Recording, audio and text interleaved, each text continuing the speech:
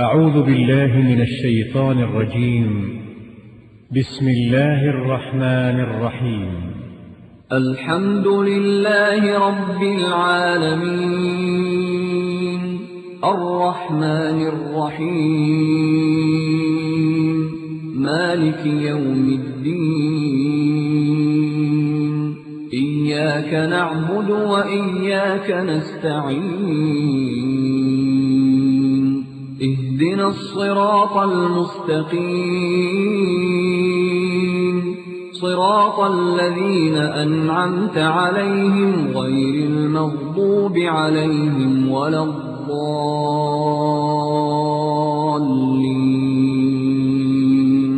بسم الله الرحمن الرحيم. ألف لام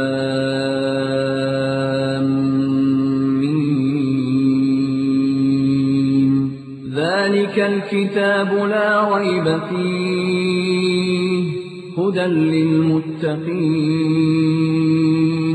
الذين يؤمنون بالغيب ويقيمون الصلاة ومما رزقناهم ينفقون.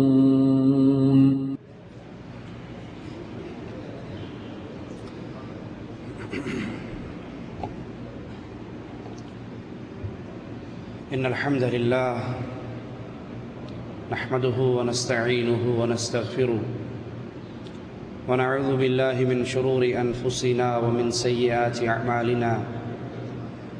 من يهده الله فلا مضل له ومن يضلل فلا هادي له. أشهد أن لا إله إلا الله وحده لا شريك له وأشهد أن محمدًا عبده ورسوله. أما بعد، أعوذ بالله من الشيطان الرجيم. بسم الله الرحمن الرحيم.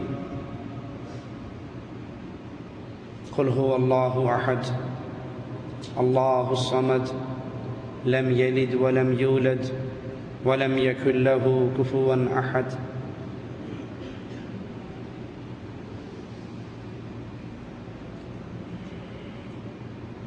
ہماری یہ زندگی جو اللہ مالک کی طرف سے دی ہوئی پہلی اور آخری مہلت ہے، ہر گزرتے ہوئے لمحے کے ساتھ اپنے اختتام کی طرف جا رہی ہے۔ ہر ڈوبنے والا سورج مجھے اور آپ کو قبر کے مزید قریب کر رہا ہے۔ خوش نصیب ہے وہ انسان جس کے سفر کا اختتام اللہ کی جنت پر ہو۔ اللہ سے دعا ہے وہ اپنی رحمت سے ہم سب کو اہل جنت میں شامل فرمائے، اور بد نصیب ہے وہ انسان جو بے بہا مواقع ملنے کے باوجود اپنی جان کو جہنم کی دہکتی ہوئی آگ سے نہ بچا سکے۔ یہ رمضان کا مبارک مہینہ ایک بڑا عظیم موقع ہے آپ کے لیے اور ہمارے لیے کہ ہم اللہ کی رحمت سے اپنی جانوں کو جہنم کے کڑوں سے آزاد کروا لیں۔ رسول اللہ صلی اللہ علیہ وسلم نے فرمایا، بد نصیب ہے، خاک آلود ہو اس کا ناک جو رمضان کے مہینے کو پائے لیکن اپنے گناہوں کو معاف نہ کروا سکے، اللہ کی جنت میں داخل نہ ہو سکے۔ رمضان کا یہ مہینہ جس کے اندر مالک عز و جل چھوٹے چھوٹے عملوں سے انسانوں کی زندگیوں کے بڑے بڑے گناہوں کو معاف کر دیتا ہے۔ رمضان کا یہ مہینہ جس کی ہر رات میں اللہ عز و جل اپنے بندوں کی گردنوں کو جہنم کے کڑوں سے آزاد کر دیتا ہے۔ اللہ تجھے تیری رحمت کا واسطہ ہے مالک، اپنی رحمت سے ہم سب کی گردنوں کو جہنم کے کڑوں سے آزاد کر دے۔ رمضان کا یہ مہینہ جس کے اندر نیکیاں کمانے کا اتنا موقع ہے کہ رسول اللہ صلی اللہ علیہ وسلم فرماتے ہیں اس ماہ کے اندر جو انسان روزہ رکھ لے ایمان کی حالت میں ثواب کی امید پر، اللہ عز و جل اس کی زندگی کے گناہوں کو معاف فرما دیتا ہے۔ رسول اللہ صلی اللہ علیہ وسلم فرماتے ہیں جو انسان اس مہینے میں رات کو قیام کر لے، تراویح پڑھ لے، تو اللہ عز و جل اس کی زندگی کے گناہوں کو معاف کر دیتے ہیں۔ اگر اس نے یہ نماز حالت ایمان میں پڑھی ہے، ثواب کی امید سے پڑھی ہے، رسول اللہ صلی اللہ علیہ وسلم فرماتے ہیں کوئی شخص شب قدر کو جاگ لے، عبادت کر لے اللہ عز و جل کی، تو ایک رات کی عبادت سے اللہ مالک اس کی زندگی بھر کے گناہوں کو معاف کر دیتا ہے۔ کتنا ہے وہ بد نصیب جس نے یہ مہینہ پایا، یہ ایام پائے، اور پھر بھی وہ اللہ عز و جل سے معافی نہ پا سکا، اپنی گردن کو جہنم کے کڑوں سے آزاد نہ کروا سکا۔ یہ بد نصیب انسان ہے۔ آئیے دیکھیے وہ کیا وجہ ہے کہ نماز پڑھنے والے، روزہ رکھنے والے، حج کرنے والے، زکوٰۃ دینے والے، صدقہ دینے والے، جہاد کرنے والے، پھر بھی اللہ کی جہنم میں داخل ہوں گے، پھر بھی وہ اللہ سے معافی کا پروانہ نہ پا سکیں گے، ان کے نامہ اعمال ان کے دائیں ہاتھ میں نہیں آئیں گے۔ کیوں؟ کیا یہ ہو سکتا ہے انسان نماز پڑھے اور جہنم میں جائے؟ انسان روزہ رکھے اور جہنم میں جائے؟ انسان حج کرے اور جہنم میں جائے؟ انسان جہاد کرے اور جہنم میں جائے؟ انسان صدقہ اور خیرات دے اور پھر جہنم میں جائے؟ کیا یہ پاسبل ہے؟ کیا یہ ممکن ہے؟ ہاں میرے پیارے بھائی، اگر نماز پڑھنے والا، روزہ رکھنے والا، حج کرنے والا، زکوٰۃ دینے والا، جہاد کرنے والا لا الہ الا اللہ کو نہیں پہچانتا، محمد الرسول اللہ کی مفہوم کو نہیں سمجھتا، تو اس کی نماز، اس کا روزہ، اس کا حج، اس کی زکوٰۃ، اس کا صدقہ و خیرات اللہ کے دربار میں اس کے لیے ترازو ہی نہیں لگے گا، اس کو تولا ہی نہیں جائے گا اگر اس کے پلے میں دو چیزیں نہیں ہیں۔ اس بات کو دوسرے لفظوں میں یوں سمجھ لیجئے، آپ جو یہ روزہ رکھ رہے ہیں، آپ حج کر رہے ہیں، آپ زکوٰۃ دے رہے ہیں، آپ جہاد کر رہے ہیں، آپ نمازیں پڑھ رہے ہیں، یہ ساری نیکیاں اللہ کے دربار میں قبولیت کا شرف کب پائیں گی؟ کس کی قبول ہوں گی؟ بنیادی شرط جس کی اللہ سے محبت ہو، جس کی اللہ سے دوستی ہو، جس کا اللہ سے رشتہ ہو، جس کا اللہ سے تعلق ہو، اس کی تو یہ محنتیں اللہ کے درگاہ میں، اللہ کے دربار میں قبول ہوں گی، اللہ ان کو پسند فرمائے گا۔ اور جس کی اللہ سے دوستی نہیں، دشمنی ہے، پیار نہیں، نفرت ہے، اپنا نہیں پرایا ہے، تو پرائے کا ہدیہ کوئی قبول نہیں کیا کرتا۔ اللہ کی دوستی کس سے ہے؟ جس نے اللہ کے نبیوں کی بنیادی اور پہلی دعوت کو سمجھا، یہ اللہ کا پیارا ہے۔ محمد الرسول اللہ صلی اللہ علیہ وسلم سفر سے لوٹ رہے، رات جنگل میں پڑاؤ کرتے ہیں، فجر کے وقت ایک چرواہا جو جنگل میں بکریاں چرا رہا ہے، وہ اپنی چراگاہ میں ہی کھڑے ہو کر آواز لگاتا ہے، اللہ اکبر، اللہ اکبر۔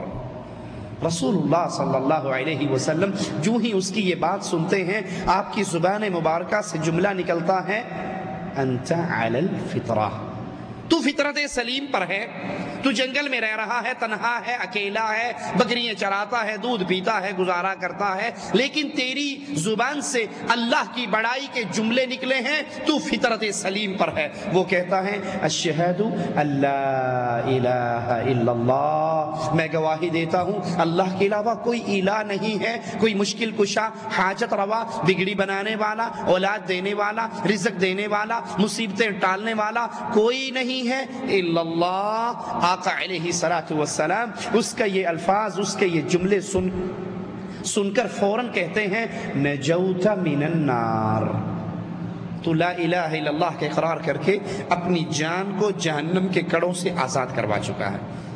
تو یہ نمازیں، یہ روزے، یہ حج، یہ کس کی قبول ہونی ہے؟ جس نے لا الہ الا اللہ کو سمجھا، دعوت توحید کو سمجھا، انبیاء کی لائی ہوئی پہلی دعوت کو قبول کیا، اس پر اپنی زندگی گزاری، اس پہ قائم اور دائم ہوا، اس کی محنتیں قبول ہیں، اس کے روزے قبول ہیں، اس کو نماز مبارک ہو، یہ وضو کر کے 2 رکعتیں نماز بھی پڑھ لیتا ہے تو امام الانبیاء امام اعظم فرماتے ہیں جس نے میرے طریقے پہ وضو کی اور پھر 2 رکعت نماز ادا کی، اللہ عز و جل اس کے گناہوں کو معاف فرما دیتا ہے۔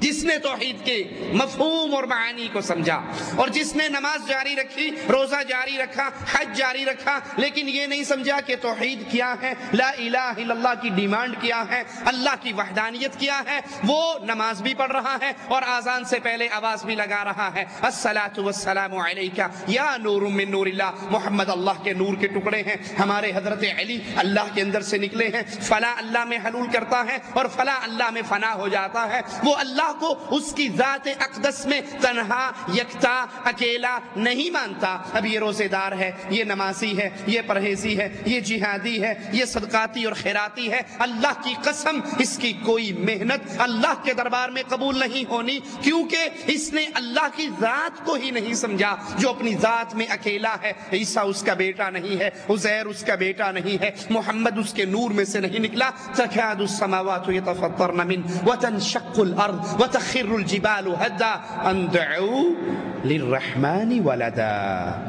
اب جس نے اللہ کی ذات میں کسی اور کو شریک بنایا، جس نے یہ کہا، وہی جو مستوی عرشدہ خدا ہو کر اتر پڑا مدینے میں مصطفیٰ ہو کر، جس نے یہ کہا بے تیدی گال نہ کرمائی، مینو الف دی سمجھ نہیں آئی، میم دا برخا پا کے احد احمد دے وچ اتر آئی، جس نے یہ کہا کہ نہیں چاچڑ وانگ مدینہ ڈسے کوٹ مٹھن بیت اللہ، ظاہر دے وچ پیر فریدن، باطن دے وچ اللہ۔ یہ بظاہر بابا فرید ہے، حقیقت کے اندر اللہ بیٹھا ہے، بظاہر ہمارے شیخ ہیں، حقیقت میں اس کے اندر اللہ حلول کر چکا ہے۔ یا جیسے مولوی زکریا صاحب فضائل صدقات میں لکھتے ہیں، اے اللہ معاف فرمانا، جھوٹا ہوں کچھ نہیں ہوں، تیرا ہی ذل ہے، تیرا ہی وجود ہے، میں کیا ہوں کچھ نہیں ہوں، جو تو ہے وہ میں ہوں، لا حول ولا قوت الا باللہ۔ جس کا یہ عقیدہ ہوا، جس نے اللہ کی توحید ذات کو نہ سمجھا، جس کے بارے میں کفار نے بھی کہا تھا صف لنا ربک، اپنے رب کی صفات تو بیان کیجئے، آپ کا رب کیسا ہے، کس چیز کا ہے؟ تو مالک عز و جل نے قرآن حکیم کی آیات نازل فرمائی، قل هو اللہ احد، اللہ ایک ہے۔ لوگوں اس مسئلے کو یاد کر لو، اللہ کی قسم جیسے کفار مکہ کے دور میں اس مسئلے کو یاد کروانے کی ضرورت تھی کہ اللہ کو ایک مانا جائے، عیسیٰ اللہ کا بیٹا نہیں، عزیر اللہ کا بیٹا نہیں، اسی طرح آج پاک و ہند کی گلیوں میں اس آواز کو دوبارہ بلند کرنے کی ضرورت ہے، قل هو اللہ احد، اللہ ایک ہے لوگوں، اللہ 2 نہیں ہے، اللہ 3 نہیں ہے، اللہ 4 نہیں ہے، اللہ 5 نہیں ہے۔ آج ہماری دھرتی پہ ایک اللہ کا تصور نہیں، 2 اللہ کوئی پوج رہا ہے، کوئی 5 اللہ پوج رہا ہے، کوئی کہتا ہے لی خمسہ اطفی بہا حر الوبا مصطفیٰ مرتضی وابنیہما والفاطمہ، میری مشکل محمد علی حسن حسین فاطمہ 5 مل کے پوری کرتے ہیں، کوئی 5 کو الہ مان رہا ہے، کوئی پنجتن پاک کو پوج رہا ہے، کوئی اللہ اور علی کو الہ کہتا ہے، کوئی اللہ اور رسول اللہ کو الہ کہتا ہے۔ آج پھر ضرورت ہے اسی بنیادی دعوت کو لے کر کھڑے ہونے کی۔ لوگوں قل هو اللہ احد، اللہ ایک ہے، کوئی پیر اللہ میں فنا نہیں ہو سکتا، کوئی ولی اللہ میں فنا نہیں ہو سکتا، کوئی شیخ اللہ میں فنا نہیں ہو سکتا، اللہ کسی کے اندر حلول نہیں کرتا۔ منصور حلاج نے انا الحق کا نعرہ لگایا تو لوگوں وہ منصور حلاج اللہ کا ولی نہیں تھا، وہ فرعون کی جماعت سے تھا، اس نے بھی کہا تھا انا ربکم الاعلی، وہ کافر تھا۔ یہ عقیدہ، یہ نعرہ، یہ دعویٰ، یہ کفر کا دعویٰ ہے، ایمان کا نہیں۔ لوگوں پھر سبق یاد کرو، قل هو اللہ احد، اور جس کو یہ سبق یاد نہیں اس کے روزے برباد ہیں، اس کی نماز برباد ہے، اس کا جہاد برباد ہے، اس کا قتال برباد ہے، اس کے مارکے برباد ہیں، اگر اس نے اس سبق کو یاد نہیں کیا کہ قل هو اللہ احد، اللہ ایک ہے، اپنی ذات میں اکیلا ہے، کوئی اس کے نور کا ٹکڑا نہیں ہے، کوئی اس کا حصہ نہیں ہے، کوئی اس میں نہیں گیا، وہ کسی میں نہیں گیا۔ یہ تمام عقیدے کفر اور شرک کے عقیدے ہیں۔ اگر یہ پہلا سبق توحید کا یاد رہے گا تو پھر بات آگے آگے چلے گی، پھر نماز روزے کی گنتی ہوگی، پھر حج و جہاد و زکوٰۃ کی گنتی ہوگی۔ یہ توحید دوبارہ یاد کروانے کا وقت ہے لوگوں، اس دعوت توحید کو دوبارہ بلند کرنے کا وقت ہے کہ اللہ اپنی ذات میں اکیلا ہے، جیسے اپنی ذات میں اکیلا ہے ویسے وہ اللہ اپنی صفات میں اکیلا ہے۔ اللہ کی جو صفت ہے وہ کسی کے اندر نہیں آ سکتی۔ والرحمن علی العرش استوى، رحمان اپنے عرش پر ہے، عرش پہ مستوی ہے، یہ اللہ کی صفت ہے۔ اب عرش کے اوپر کوئی اور نہیں جا سکتا۔ اللہ اپنی صفت علو میں تنہا ہے۔ جو یہ کہتے ہیں کہ اللہ کے نبی عرش پہ گئے، اللہ نے کہا ہے نبی اور قریب ہو، ادنو منی اور میرے قریب ہو، پھر درمیان کے اندر 2 کمانوں کا فاصلہ رہ گیا، یہ جھوٹ بولتے ہیں، یہ اللہ پر تہمت لگاتے ہیں، یہ اللہ کی توحید اسماء و صفات کو نہیں جانتے۔ اللہ اپنے صفت علو میں یکتا ہے، تنہا ہے، اکیلا ہے۔ اپنے نبی کو لے گیا، سدرۃ المنتہا تک لے گیا، جہاں تک اس نے چاہا لے گیا، لیکن کوئی نبی کوئی مخلوق اللہ کے عرش پر نہیں۔ اللہ اکیلا تنہا ہے، مستوی ہونے میں اپنے عرش کے اوپر۔ اللہ کی صفات کو سمجھیے، وہ اللہ ہے، وہ اس کی صفات تنہا یکتا اکیلی اس کے لیے ہے۔ وہ دلوں کے راز جانتا ہے، وہ دلوں کی باتیں جانتا ہے۔ کالی سیاہ چیونٹی کالی رات کالے پہاڑ کی جڑ میں چلتی ہے، یہ اللہ ہے جو اس چیونٹی کو اس جگہ پہ دیکھتا بھی ہے، اس کا رزق یہاں پر پہنچاتا بھی ہے۔ یہ اللہ اپنی صفات میں اکیلا ہے۔ اللہ کے علاوہ اس کی صفتوں کو اور کوئی نہیں جانتا، اور کسی کے اختیار میں نہیں ہے۔ اللہ دلوں کے راز جانتا ہے۔ اب جس کا یہ نعرہ ہے شہباز لال شہباز قلندر، شہباز کرے پرواز جانے راز دلا دے۔ ہمارا لال شہباز پرواز کرتا ہے اور ہر دل میں پیدا ہونے والے خیال کو لال شہباز قلندر جانتا ہے۔ وہ اللہ کی توحید میں شرک کر رہا ہے، اللہ کی قسم اس کے روزے برباد ہیں، اس کی نمازیں برباد ہیں، اس کا حج و جہاد و زکوٰۃ و صدقہ و خیرات برباد ہے۔ اس کا بالکل اللہ کے دربار میں میزان نہیں لگے گا۔ کیوں؟ اس نے اللہ کی توحید کے اندر کسی اور کو شریک کیا۔ اسی طرح عبادت خاص حق ہے اللہ کا۔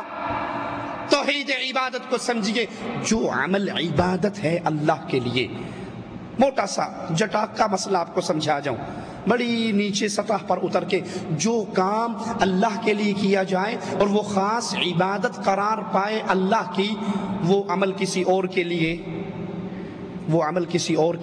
نہیں ہو سکتا۔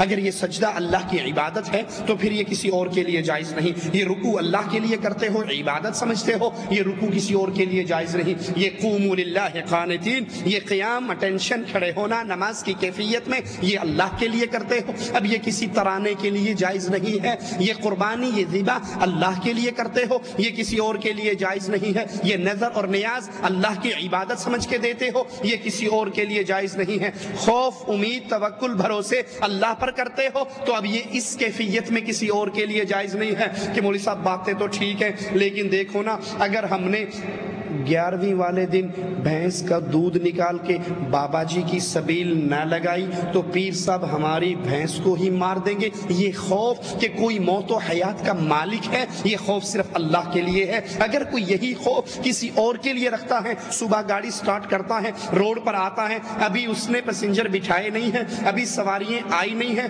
رات والے پیسوں میں سے پیسے نکالتا ہے اور سہیلی سرکار کی درگاہ پہ ڈالتا ہے، غریب نواز کے پاس سے بابا اجمیری کے پاس سے گزرتے ہوئے اس کو غریب نواز سمجھتے ہوئے اس کی صندوقڑی میں ڈالتا ہے اور ہاتھ باندھ کے جھکتے ہوئے گزرتا ہے، بابا ویکھلا میں ہجے نہیں کمایا، تینوں ٹیکس پہلے دیتا، میں تجھے پہلے دے رہا ہوں، میری بعد میں آئے گی، اب خیال کرنا۔ اور کہتا ہے کہ جناب آپ نہیں سمجھتے، اگر ان کو یہ نہ دیا جائے، یہ چلتی گاڑیوں کو الٹ دیتے ہیں، یہ ایکسیڈنٹ کروا دیتے ہیں، ان کے ہاتھ بڑے پہنچے ہوئے ہیں، یہ لکھے لیکھ مٹا دیتے ہیں، جو اللہ لکھتا ہے یہ مٹانا چاہے تو مٹا سکتے ہیں۔ خدا دا پھڑیا چھڑاوے محمد دا پھڑیا چھڑا کوئی نہیں سکتا، یہ جو چاہے کر لیں، ان کو اختیار ہے۔ اللہ کے لکھے ہوئے کو مٹا دے تو ان کو اختیار ہے، لیکن ان کے کہے کو کوئی چینج نہیں کر سکتا۔ جس کا یہ عقیدہ ہے وہ اس عقیدے پر غیر اللہ کی نظر و نیاز دیتا ہے تو یاد کر لیجئے، اللہ کی قسم، وہ اللہ کی خالص توحید کے اندر ان مردوں کو شریک بنا رہا ہے۔ اس کی نمازیں، اس کے روزوں کی قدر و قیمت نہیں ہونے والی،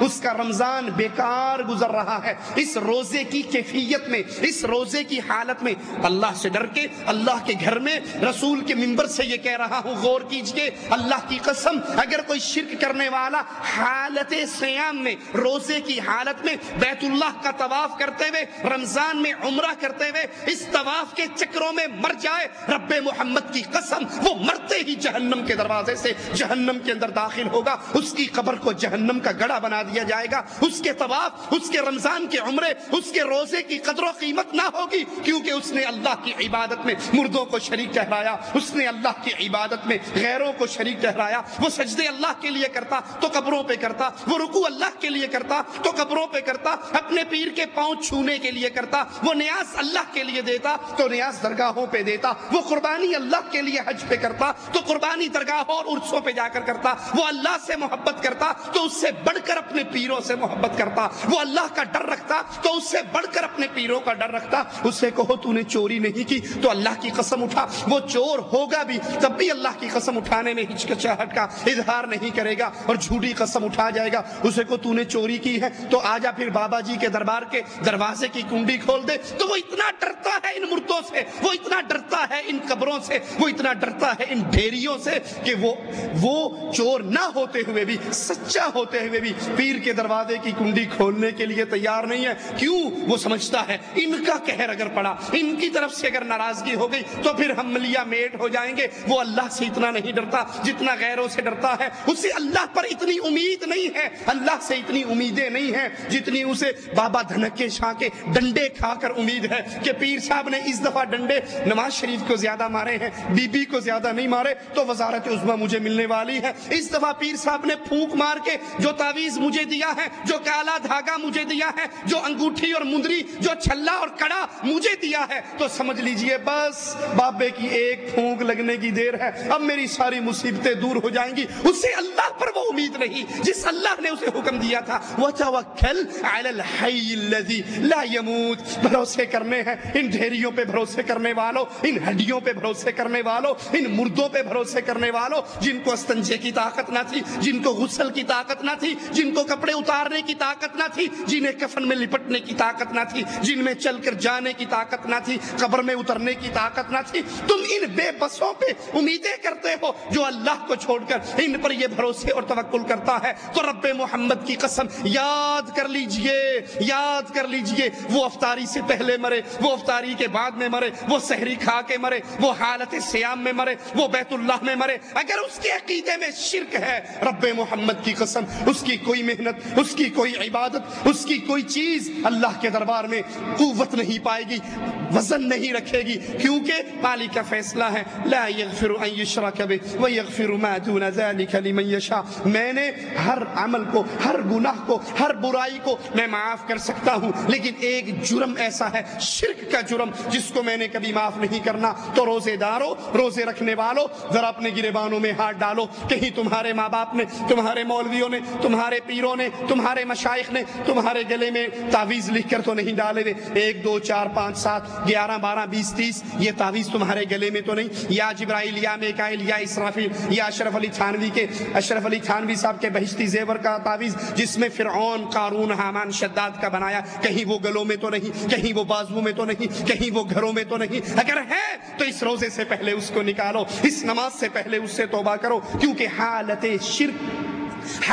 شرک ایسی منحوس حالت ہے، اس میں اللہ کے دربار میں کوئی عبادت بھی اوپر نہیں چڑھتی۔ اور جب انسان موحد بن جاتا ہے، جب انسان موحد بن جاتا ہے، اس کی قیمت اتنی بڑھ جاتی ہے۔ امام الانبیاء، امام اعظم محمد رسول اللہ صلی اللہ علیہ وسلم فرماتے ہیں حشر کا میدان ہوگا، ایک شخص کو لایا جائے گا جس کے گناہوں کے پلڑے میں جہاں تک اس کی نظر جائے گی گناہوں کے رجسٹر بھرے ہوں گے، 70 رجسٹر ہوں گے، ایک رجسٹر کی لمبائی اس کی حد نگاہ تک ہوگی، اور وہ انسان اللہ سے کہے گا اللہ میں مارا گیا، آج تو میرے بہت گناہ میرے نامہ اعمال کے پلڑے میں رکھے ہوئے، مالک کہے گا تیرے ساتھ زیادتی نہیں ہوگی، وہ کہے گا میں جانتا ہوں نیکیوں کا پلڑا خالی ہے، گناہوں کا پلڑا 70 رجسٹروں سے بھرا ہوا ہے، میں آج برباد ہو گیا۔ ایک پرچی نکلے گی، ایک چٹ نکلے گی، ایک چھوٹا سا بطاقہ نکلے گا جس پہ لکھا ہوا ہوگا لا الہ الا اللہ۔ اس کی گردن کٹ جایا کرتی تھی لیکن درگاہوں پہ نہیں چھپتی تھی، یہ سبز جھنڈے کو کو دیکھے، یہ کالی جھنڈی کو دیکھے، یہ عباس کے پنجے کو دیکھے، یہ محرم کی دلدل کو دیکھے، نہ یہ گھوڑوں کے نیچے جھکتا تھا، نہ یہ درگاہوں پہ جھکتا تھا، نہ یہ قبروں پہ جھکتا تھا،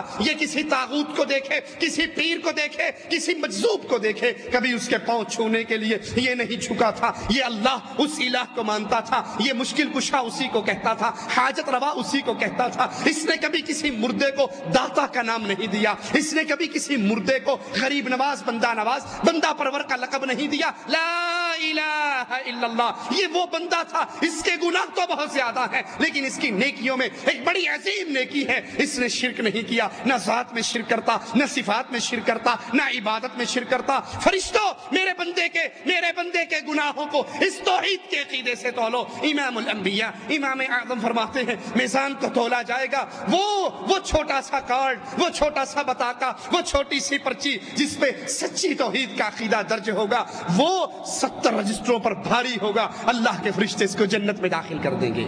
اگر چاہتے ہو ان روزوں کی قیمت لگے، اگر چاہتے ہو ان تراویح کی قیمت لگے، اگر چاہتے ہو ان افطاریوں کی قیمت لگے، تو پہلے اللہ کے لیے رب کی توحید کو سمجھو، اس قرآن کو ترجمے سے پڑھو، نبی کی لائی ہوئی اس بنیادی دعوت جس کے لیے نبی کا ماتھا پھٹا، جس کے لیے نبی کو طائف میں زخمی ہونا پڑا، نبی کی بیٹیوں کو طلاق ملی، نبی کو مکہ چھوڑ کر ہجرت کرنی پڑی، ساری مصیبتیں برداشت کی لیکن توحید کی دعوت سے ہاتھ نہیں کھینچا۔ افسوس افسوس افسوس ان نام نہاد موحدوں پر جنہوں نے آج لا الہ الا اللہ کی سچی دعوت کو اس لیے چھوڑ دیا۔ مولانا صاحب، یہاں پر لا الہ الا اللہ کے مفہوم کو کھول کر بیان نہیں کرنا کیونکہ یہ الیکشن کا جلسہ ہے، یہ جمہوریت کا جلسہ ہے۔ ہمارے اس الیکشن میں سارے آئے ہوئے ہیں، ہم MNA اور MPA کی سیٹ پہ کھڑے ہیں، ہم نے ووٹ لینے ہیں۔ اگر آپ نے کہہ دیا لا الہ الا اللہ کا مطلب یہ ہے اللہ کے علاوہ مشکل کشا کوئی نہیں، حاجت روا کوئی نہیں، غوث اعظم کوئی نہیں، بگڑی بنانے والا کوئی نہیں، بری کرنے والا نہیں، اگر آپ نے یہ کہہ دیا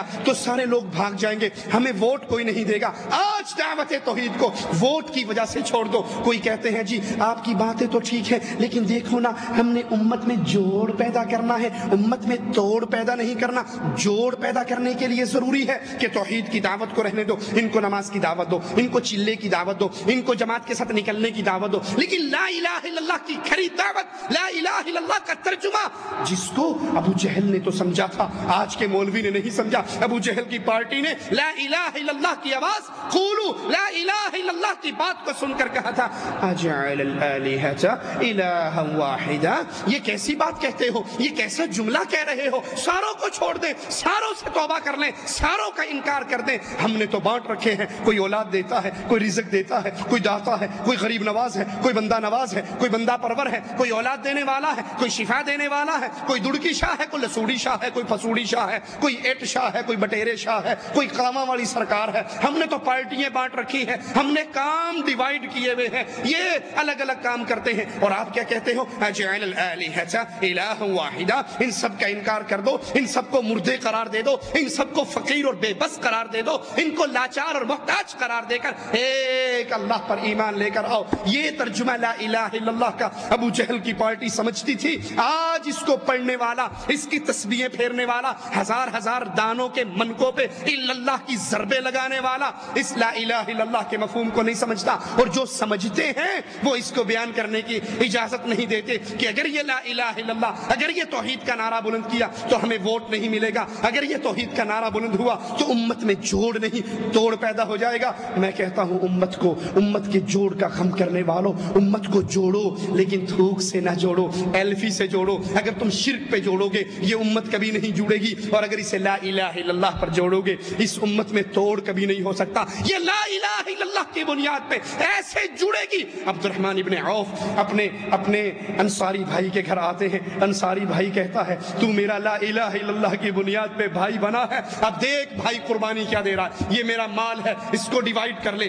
آدھا کر لے، آدھا تو لے جا، آدھا مجھے دے دے۔ میری دو بیوییں ہیں، تو دونوں کو دیکھ لے، جو تجھے بھلی لگے میں اس کو ڈائیورس کر دوں گا، میں اس کو طلاق دے دوں گا، وہ اپنی عدت جب پوری کر لے گی اے بھائی تو اس سے نکاح یاد کر لینا، کیونکہ تیری اور میری بھائی بندی لا الہ الا اللہ کی بنیاد پہ ہوئی ہے۔ لوگوں امت کو جوڑو لا الہ الا اللہ کی بنیاد پہ۔ یہ امت توحید کے علاوہ کسی بات پہ نہیں جڑ سکتی، یہ جڑے گی تو اللہ کی وحدانیت پہ جڑے گی۔ کسی کو ڈر ہوتا ہے اگر توحید کی بات کی ہمیں چندے بند ہو جائیں گے، ہماری قربانی کی کھالیں بند ہو جائیں گی، ہمارا جہاد کا فنڈ بند ہو جائے گا۔ ارے بھاڑ میں جائے لڑائیے، ارے بھاڑ میں جائیں سارے اعمال۔ اگر تمہیں لا الہ الا اللہ سے قربانی کی کھال زیادہ پسند ہے، لا الہ الا اللہ سے ووٹ زیادہ پسند ہے، لا الہ الا اللہ سے تمہیں چلے کی جوڑ زیادہ پسند ہے، تو پھر افسوس سے کہتا ہوں قیامت کا دن ہوگا، اپنے اللہ کے سامنے کس منہ سے پیش ہوگے؟ جہاں پہ قیمت، جہاں پہ ترازو لگے گا تو بنیاد اس کی لا الہ الا اللہ ہوگی۔ دوسرے نقطے کو یاد کیجئے، اے روزے دارو، اے روزوں کی قیمت پانے کی امیدیں رکھنے والو، اے بھوک اور پیاس کو اس گرمی کی شدت میں اس لیے برداشت کرنے والو کہ اللہ اس کے بدلے مجھے جنت دے گا۔ جنت میں باب الریان روزے داروں کے لیے بنا ہے۔ روزے دار کی منہ اللہ کو کستوری سے زیادہ عزیز ہے۔ روزے دار کے لیے تو اللہ نے کہا ہے الصوم لی، میرے فرشتوں میرے بندے کے ہر عمل کا بدلہ لکھ لو، لیکن الصوم لی، اس نے روزہ تو میرے لیے رکھا ہے، اس کا بدلہ میں خود اپنے بندے کو دوں گا۔ روزے دار کو دو خوشیاں ملتی ہیں، ایک افطاری کے وقت اور ایک اللہ کی ملاقات کے وقت ملے گی۔ اللہ تجھ سے تیری رحمت کا واسطہ کر کے سوال کرتے ہیں، مالک ہمارے گناہوں کو نہ دیکھنا، اپنی رحمت سے ہمارے ان روزوں کو قبول کر لینا۔ اگر روزے قبول کروانا چاہتے ہو دوسری بڑی شرط کی طرف آئیے۔ دوسری شرط کیا ہے کہ آپ نے امام اعظم امام الانبیاء محمد الرسول اللہ صلی اللہ علیہ وسلم کو اپنے دل میں، اپنی زندگی میں، اپنے اعمال میں کیا مقام دیا ہے؟ کیا صرف نبی کا نام آئے اور انگوٹھے چوم کے آپ سائڈ پہ ہو جاتے ہو، یا آپ کی نماز محمدی ہے، آپ کا روزہ محمدی ہے، آپ کا حج محمدی ہے، آپ کا جہاد محمدی ہے، آپ کا صدقہ محمدی ہے، آپ کی طلاق محمدی ہے، آپ کا نکاح محمدی ہے؟ ایک ایک عمل زندگی کا وہ بول کر کہے اگر کسی نے میرا امام دیکھنا ہے، میری نماز دیکھو، میں اپنے امام کی طرح کی نماز پڑھ رہا ہوں۔ کسی نے میرا امام دیکھنا ہے، میرے حج کو دیکھو، میں اپنے امام کے طریقے پہ حج کر رہا ہوں۔ کسی نے میرا امام دیکھنا ہے، میرے نکاح کے طریقے کو دیکھو، میں اپنے امام کے طریقے پہ نکاح کر رہا ہوں۔ کسی نے میرا امام دیکھنا ہے، میری طلاق کو دیکھو، میں اپنے امام کے طریقے پہ طلاق دے رہا ہوں۔ کسی نے میرے امام کو دیکھنا ہے، میرے جسم کو دیکھو، میری زندگی کو دیکھو، میرے عملوں کو دیکھو، میرے سارے عمل بول بول کے بتا رہے ہیں یہ محمدیت کے رنگ میں رنگا ہوا ہے۔ یہ ہر عمل کرنے سے پہلے سوچتا ہے میرے امام، میرے قائد، میرے رہنما، میرے آقا امام الانبیاء امام اعظم محمد الرسول اللہ صلی اللہ علیہ وسلم نے یہ عمل کیسا کیا۔ اگر یہ سوچ میرے اور آپ کے دل میں نہیں ہے، بلکہ اس کو چھوڑ کر ہم کہتے ہیں جی نماز ہی پڑھنی ہے، جیسے مرضی پڑھ لو، روزہ ہی رکھنا ہے، جیسے مرضی رکھ لو، حج ہی کرنا ہے، جیسے مرضی کر لو، تو اللہ کو آپ کی نمازوں کی، روزوں کی، حج کی ضرورت نہیں ہے۔ وہ اللہ ہے جس نے وہ محنت قبول کرنی ہے جس میں محمد الرسول اللہ کی مہر لگی ہوئی ہو صلی اللہ علیہ وسلم۔ چھوٹی سی سادہ سی مثال دیتا ہوں، آپ نے سعودی عرب میں پیپسی کی مشینیں دیکھی ہیں جس میں ریال ڈالو تو پیپسی نکل آتی ہے۔ کیا خیال ہے کبھی روپیہ ڈالا تو پیپسی نکلی؟ انڈیا کا روپیہ، پاکستان کا روپیہ، بنگلہ دیش کا ٹکا ڈالو تو پیپسی نکلتی ہے؟ کیوں جی نکلتی ہے؟ نہیں نکلتی؟ ٹرائی تو کی تھی نا، ویسے نہیں نکلتی۔ کیوں نہیں نکلتی؟ یہ اس پیپسی کی مشین سے پاکستانی روپیہ، انڈین روپیہ، بنگالی ٹکا ڈالنے سے پیپسی کیوں نہیں نکلتی؟ کبھی غور کیا آپ نے؟ اس لیے نہیں نکلتی کہ اس کے اندر ریال کی تصویر چھپی ہوئی ہے، ملک عبداللہ حافظہ اللہ کی تصویر چھپی ہوئی ہے۔ وہ جب جاتا ہے وہ کمپیوٹر کے ساتھ ٹیلی کرتا ہے، اگر وہ ایک ہو جائے تو پیپسی باہر آ جاتی ہے، اور اگر وہ اس کے سائن سے مختلف سائن ہو، اس کی تصویر سے مختلف ہو، اس گورنمنٹ آف سعودی عرب کی اسٹیمپ سے مختلف ہو، وہ اٹھا کے باہر پھینک کے مارتی ہے، پھاڑ اپنا روپیہ پیپسی لین آیا۔ یہ نال دا لیا جڑا اندر بیٹھا ہے، یہ جو اندر لگا ہوا ہے، اس پرنٹ کا پرنٹ لاؤ گے تو پیپسی ملے گی۔ یہ مثال اپنے سامنے رکھیے۔ اب آئیے اللہ کی حشر کے دن کی طرف لوٹتے ہیں۔ امام الانبیاء امام اعظم محمد الرسول اللہ صلی اللہ علیہ وسلم کیا فرماتے ہیں؟ انا سید ولد آدم۔ آدم کی بڑی لمبی اولاد ہے، بہت زیادہ اولاد ہے، لیکن لوگوں یاد رکھنا اس ساری اولاد کی سرداری اللہ نے کس کو؟ 4 اماموں کو، 12 इमामों को, रायमंड वालों को, बरेली वालों को, देवबंद वालों को, बगदाद वालों को, कूफे वालों को, अमृतसर वालों को, दिल्ली वालों को, किसको दी है?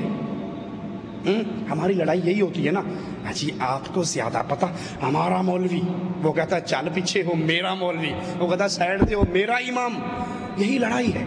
वो अपने इमाम को बड़ा कर रहा है, ये अपने को बड़ा कर रहा है, वो उसके इमाम की टांग खींचता है, ये इसके इमाम की टांग खींचता है, वो इसके मौलवी को गाली देता है, वो उसके मौलवी को गाली देता है। अल्लाह ने लड़ाई खत्म कर दी, अल्लाह के रसूल ने लड़ाई खत्म कर दी। कैसे?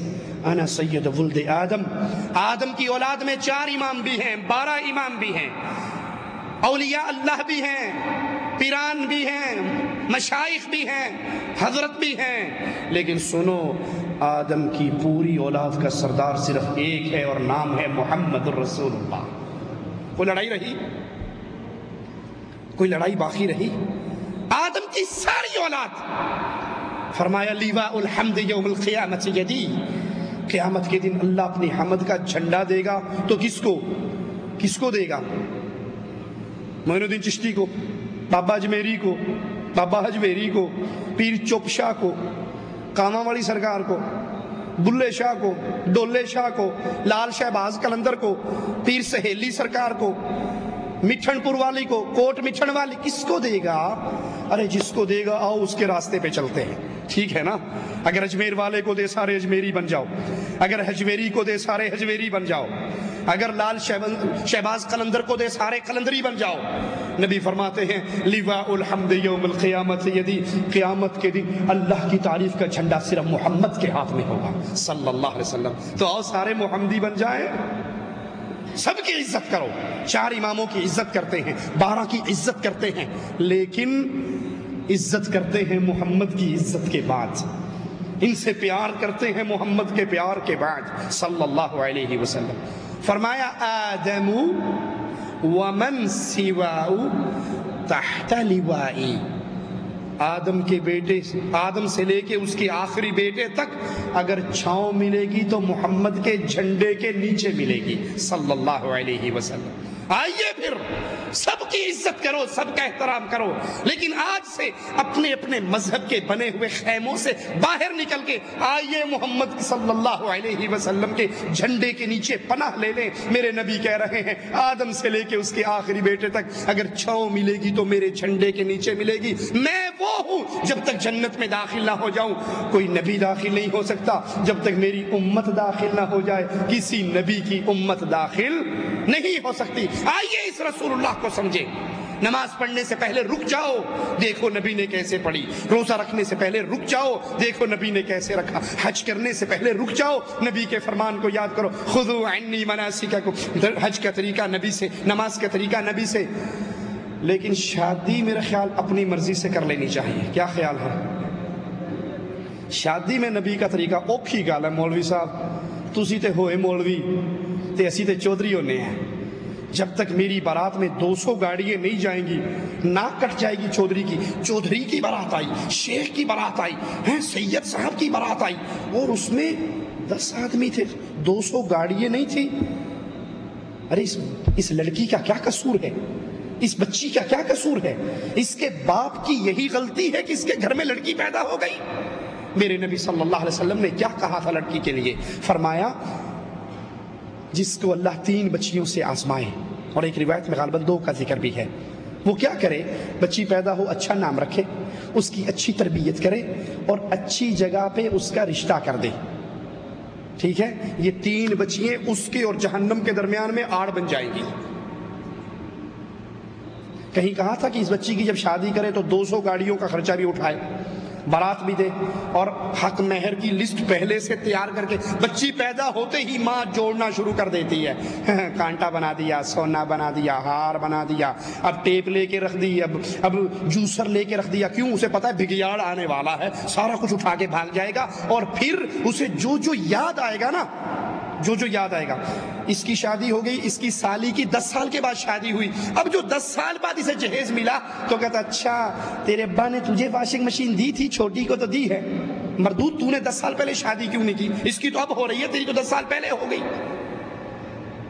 کیا یہ شادی محمد کے ماننے والوں کی شادی ہے؟ اللہ کا واسطہ دے کے اپنی بات ختم کرتا ہوں یہی ایک نقطہ سمجھا کے، آج وہ شادی انڈیا میں ہو، وہ شادی پاکستان میں ہو، وہ شادی دیکھ کر اور ایک رام چندر کی شادی دیکھ کر اللہ کی قسم نہیں لگتا یہ محمد کا ماننے والا ہے، لگتا ہے یہ بھی مندر سے نکل کر آیا ہے۔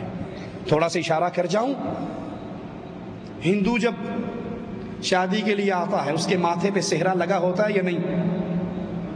مسلمانوں ماشاءاللہ تم میں جتنے شادی شدہ بیٹھے کس کس نے صحرا پہنا تھا؟ ہندو کی شادی کی رات مہندی کی رسم ہوتی ہے یا نہیں؟ اور کتنے مسلمان ہیں جن کی ماں بہنیں بے پردہ ہو کے تھالوں میں مہندیوں پہ موم بتیاں سجا کے مہندی لگانے کے لیے جاتی ہیں۔ انا للہ و انا الیہ راجعون، تیرا محمد سے کوئی رشتہ ہے صلی اللہ علیہ وسلم؟ ابٹن کی رسم ہندو کے گھر میں ہوتی ہے تو کتنے ہیں جو مسلمان جن کے گھر میں یہی ابٹن کی رسم ہوتی ہے؟ شادی ہونے کے لیے نکاح کے لیے آ کر بیٹھ گئے، دلہا اندر گیا، سالی محترمہ اس کی جوتی چوراتی ہے یا نہیں؟ ہندو کے گھر کی سالی، میں مسلمان کی سالی کی بات نہیں کر رہا، ابھی ہندو کی بات ہے۔ ہندو کے گھر کی سالی اس کی جوتی چوراتی ہے؟ ماشاءاللہ مسلمانوں ہمارے گھر میں سالی ہے تو جوتی نہیں چوراتی نا۔ ہندو کے گھر میں دروازہ پکڑنے کی رسم بہنیں مل کے کرتی ہیں، دلہن کے پاس جانے سے پہلے ہماری جیب بھر کے جاؤ۔ مسلمانوں کے گھر میں تو نہیں ہوتا نا یہ سب کچھ، یہ صرف ہندوؤں کی بات ہے، ہندوؤں کے گھر میں ہو رہا ہے۔ اور شادی جس سے ہوئی ہے وہ تو گھونگھٹ کر کے بیٹھی ہے، جس سے شادی ہوئی ہے وہ نظر نہیں آ رہی، اور اس سے پہلے سالی محترمہ دودھ کا گلاس لے کے اپنے بہنوئی سے اٹکیلیے کر رہی ہے، اس کو کڑوا دودھ پلا رہی ہے، اس کو نمک والا دودھ پلا رہی ہے، اس کو مرچوں والا دودھ پلا رہی ہے۔ جس سے شادی ہوئی وہ تو گھونگھٹ میں بیٹھی ہے، اور یہ تو اس کے لیے موت کا رشتہ لگتا ہے، اور یہ اس سے ہنس رہی ہے، مذاق کر رہی ہے، جوتیاں چرا رہی ہے، کوئی اس کی گود بھرائی کر رہا ہے، کوئی گود میں بیٹھ رہا ہے۔ کیا یہ مسلمان کی شادی ہے؟ ہندو کی شادی پہ لڑکے لڑکیاں اکٹھے ہو کے ڈانس کر رہے ہیں ہندو کی شادی پہ، اور مسلمان کی شادیوں پہ کیا ہوتا ہے؟ اللہ کے لیے سوچئے، اللہ کے لیے سوچئے۔ ہندو اپنی شادی پہ بیویوں سے جہیز مانگتے ہیں، کیوں؟ اس لیے کہ ان کے مذہب میں مرنے کے بعد، باپ کے مرنے کے بعد لڑکیوں کو وراثت نہیں ملتی، جو لینا دینا ہوتا ہے وہ جہیز کے نام پہ ہی دے دیتے ہیں۔ مسلمانوں تمہاری شادیوں میں کیا ہوتا ہے؟ اس کے گھر سے ٹوٹی ہوئی چارپائی بھی آئے گی نا تو ٹرک میں لوڈ ہو جائے گی، ابھی لڑکی گھر سے نکلی نہیں ٹرک پہلے روانہ، 2 دن پہلے سامان روانہ ہو جاتا ہے۔ انا للہ و انا الیہ راجعون۔ یہ شادی رام چندر کی اور یہ شادی عبد الرحمن کی، اس میں کوئی فرق نہیں کر سکتا۔ اس عبد الرحمن کو جو شادی کے موقع پہ رام چندر کی سیرت اپنا چکا ہے، صرف اس کی بیوی جانتی ہے کہ یہ مسلمان ہے، کہ اس کی ختنہ ہوئی ہے، اور اس کو کوئی نہیں جانتا کہ یہ مسلمان ہے۔ اس کے عمل سے محمدیت کا رنگ نہیں نکلتا۔ اللہ کے لیے شادیوں میں محمدی بنو، نمازوں میں محمدی بنو، روزوں میں محمدی بنو، نکاح میں محمدی بنو، طلاق میں محمدی بنو۔ ایک ایک عمل آپ کو تبلیغ کرنے کی ضرورت نہ پڑے، لوگ انگلی اٹھا کر کہیں کسی نے محمدی دیکھنا ہے تو وہ دیکھ لو۔ نماز پڑھتے ہوئے محمدی، صرف نماز پہ محمدی نہیں، کاروبار کرتے ہوئے محمدی، نکاح کرتے ہوئے محمدی، معاملات کرتے ہوئے محمدی، امانت لیتے دیتے ہوئے محمدی، ایک ایک عمل میں محمدیت ٹپکے۔ اگر یہ صورت ہے، اگر میری اور آپ کی گاڑی اس روڈ پہ چل رہی ہے جس پہ اللہ کی توحید اور محمد صلی اللہ علیہ وسلم کی سچی رسالت کا اقرار اور عمل ہے، تو مبارک ہو آپ کو روزے، مبارک ہو آپ کو نمازیں۔ اور اگر یہ معاملہ نہیں ہے تو پھر ڈر جائیے، ڈر جائیے، ڈر جائیے۔ اس مسافر کو سامنے رکھیے جس کے پاس گاڑی 0 میٹر ہے، گاڑی کی ٹینکی پیٹرول سے فل ہے، 5واں گیئر ہے، مکے جانا ہے، 120 پہ بھگا رہا ہے، لیکن وہ سڑک پکڑی ہے جو اس کو بحرین لے جاتی ہے۔ کیا یہ کبھی مکہ جائے گا؟ یہ جتنا تیز بھاگے گا منزل سے اتنا دور ہو جائے گا۔ اگر آج میں نے اور آپ نے اس محمدی سڑک کو نہیں سمجھا کہ ہر بندے کی بات جھوٹ ہو سکتی ہے، محمد کی بات جھوٹ نہیں ہو سکتی، ہر بندے کی بات کو ٹھوکر ماری جا سکتی ہے، محمد صلی اللہ علیہ وسلم کی بات کو ٹھوکر نہیں ماری جا سکتی، ہر بندے کی بات کے اندر کوئی نہ کوئی کمی کوتاہی کجی ہو سکتی ہے، صرف ایک ذات، ایک امام، ایک ہستی، ایک ذات ایسی ہے جو جب بولتا ہے وَمَا وما ينطق عن الهوى ان هو الا وحی یوحی، وہ دین کی بات کرتا ہی تب ہے جب آسمان والا جبرائیل کو بھیج دیتا ہے۔ اللہ سے دعا ہے اللہ ہمارے روزوں کو قبول فرمائے، ہمارے صیام و قیام کو قبول فرمائے، ہماری محنتوں کو قبول فرمائے، ہمیں زندہ رکھے، ایمان پہ رکھے، ہمیں موت دے تو اس حال پہ دے اللہ ہم سے راضی ہو، ہم اپنے اللہ سے راضی ہوں۔ اے اللہ ہم گناہ گار ہیں، اپنی رحمت سے ہمارے گناہوں کو معاف فرما۔ اللہ ہم خطا کار ہیں، اپنی رحمت سے ہماری خطاؤں کو معاف فرما۔ اللہ ہمیں جب بھی موت دینا اس حال میں دینا تو ہم سے راضی ہو، ہم تجھ سے راضی ہو۔ ہمیں اللہ اپنے حبیب محمد کریم صلی اللہ علیہ وسلم کے جھنڈے کے نیچے جگہ دینا، جنت میں ان کا پڑوس عطا فرمانا۔ اللہ جنت کی سب سے پیاری نعمت تیرے پیارے چہرے کا دیدار ہے مولا۔ اللہ ہمیں ان خوش نصیبوں میں شامل فرمانا جو یوم مزید تیرے چہرے کا دیدار کرے۔ اقول قولی هذا واستغفر الله لي ولكم ولسائر المسلمين فاستغفروه انه هو الغفور الرحیم۔ ایک بھائی کا سوال ہے کہ میرے خاندان میں جو لوگ گزر چکے ہیں، فوت ہو گئے ہیں، وہ سب شرک کرتے تھے، لیکن میں انہی کی اولاد میں سے ہوں اور شرک سے پرہیز کرتا ہوں، کہ اللہ میرے فوت شدہ کی بخشش کر دے گا، کیونکہ میرے بڑے جو مر چکے ہیں انہیں معلوم بھی نہ تھا کہ شرک بڑا گناہ ہے۔ شرک اکبر ایک ایسا جرم ہے کہ اللہ نے وہ کسی کا معاف نہیں کرنا، اس کے اندر جہالت بھی عذر نہیں ہے۔ اگر کوئی شخص جاہل ہے، توحید کو نہیں سمجھتا، تو یہ جہالت کا عذر شرک اکبر میں اس کے لیے فائدہ مند نہیں ہوگا۔ آپ کو اللہ نے توحید کا فہم عطا فرمایا، اللہ کا شکر ادا کیجئے اس عظیم نعمت پر جس سے آج انسانوں کی اکثریت ناواقف ہے۔ لیکن مشرک کے لیے دعا کرنے کی اجازت اللہ نے اپنے نبی کو نہیں دی اور اہل ایمان کو نہیں دی۔ آپ ان کے لیے مغفرت کی دعا نہیں کر سکتے، اور آپ کی توحید کی دعوت کو سمجھنے کی بنیاد پر ان کی معافی نہیں ہو سکتی۔ اگر کوئی شرک اکبر کی حالت میں مرا ہے تو وہ انسان ہمیشہ کا جہنمی ہے۔ جب قرآن حکیم میں یہ لکھا ہے کہ بے شک اللہ کا ولی زندہ ہے اپنی قبروں پر، تو قبروں میں جانا پھر شرک کیسے ہے؟ یہ کہاں لکھا ہے بھائی؟ وہ ذرا سورت اور آیت نمبر ہمیں بھی بتا دو کہ قرآن میں لکھا ہو کہ اللہ کا ولی زندہ ہے۔ کہیں نہیں لکھا، کوئی ایک آیت ایسی نہیں ہے۔ جو انسان مر جاتا ہے، وہ نبی ہو، وہ علی ہو، وہ ولی ہو، وہ اس قبر میں دفن ہو جاتا ہے، اس دنیا کے لحاظ سے اس کا رشتہ کٹ جاتا ہے، اس کی بیوی بیوہ ہو جاتی ہے، اس کا مال وراثت تقسیم ہو جاتا ہے، اس کا اس دنیا والوں سے کوئی رشتہ، کوئی تعلق باقی نہیں رہتا۔ نہ دنیا والوں کو اس کی زندگی کا شعور ہوتا ہے، نہ اس کو دنیا والوں کی زندگی کا شعور ہوتا ہے۔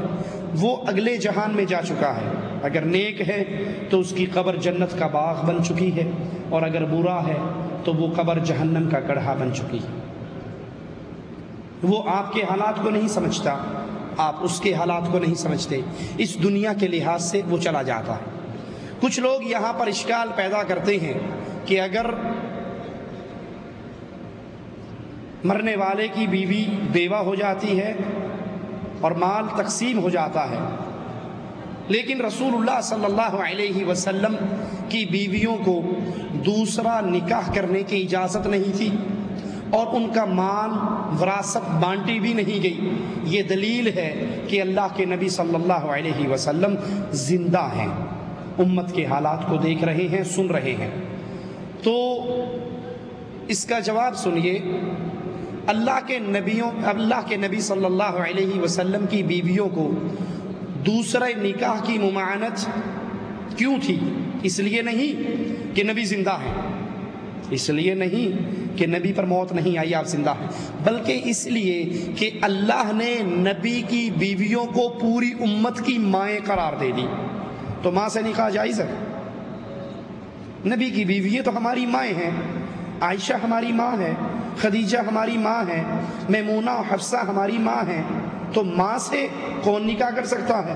ماں سے نکاح حرام ہے۔ نبی کی بیویوں سے نکاح حرام ہونے کی دلیل یہ نہیں کہ نبی زندہ ہیں، جیسے احمد رضا خان بریلوی ملفوظات احمد رضا میں لکھتے ہیں کہ نبیوں کی بیوییں نعوذ باللہ ثم نعوذ باللہ نقل کفر نباشد، نبی کی بیوییں اپنی قبروں میں زندہ ہیں، نبی اپنی قبروں میں زندہ ہیں، ان کی بیوییں ان قبروں میں پیش کی جاتی ہیں جن سے وہ شباشی کرتے ہیں۔ لا حول ولا قوت الا باللہ، انا للہ و انا الیہ راجعون۔